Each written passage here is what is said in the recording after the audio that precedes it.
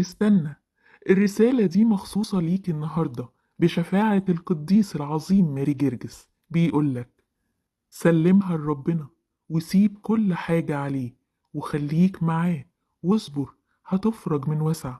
خليك واثق ومتأكد إن ربنا هياخد بإيدك وهيعدي بيك كل الضيقات. ربنا قادر يخليك تشوف أحلى فرح ويغير كل حياتك، لأن هو شاف كل دمعة حزن نزلت منك، وبكرة هتضحك أضعاف وانت بتشوف تعويضه. ما تخافش، هيفرجها وهيفتح لك باب الخير والرزق والبركة والفرحة. اطلبه، قوله يا رب مستني منك معجزة تغير بيها حياتي، واطمن خالص لأن ربنا حنين جدا جدا.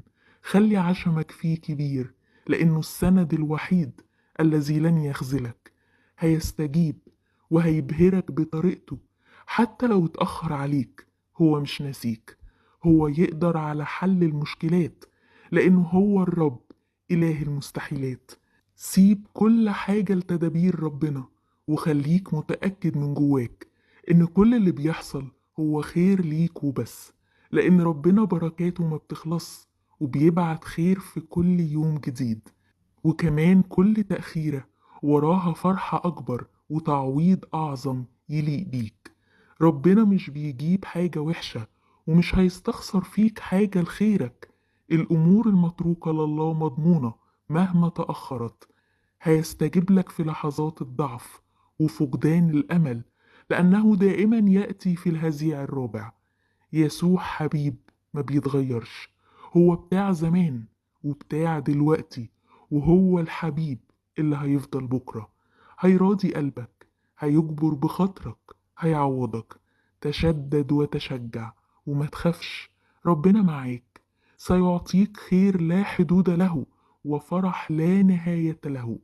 ما تشيلش هم، الخير جاي، هانت خلاص وكله هيبقى خير. ربنا معاك في كل حياتك، اتكل عليه واطمن. هيفتح لك أبواب الفرح وهيرضيك. هيستجيب لأنه لا يخزى منتظريه. هيستجيب وهيفرحك. ثق أن الله يستطيع كل شيء ولا يعثر عليه أمر. هيرتبها لك وستتهلل نفسك وتفرح. اصبر، في حاجة حلوة جاية في الطريق ليك.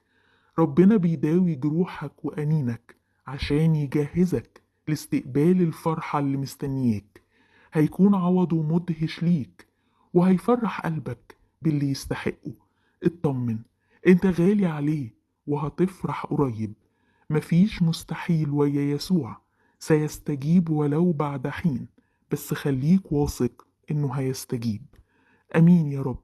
بشفاعة ماري جرجس تحل مشاكلنا وتحمي أولادنا. آمين.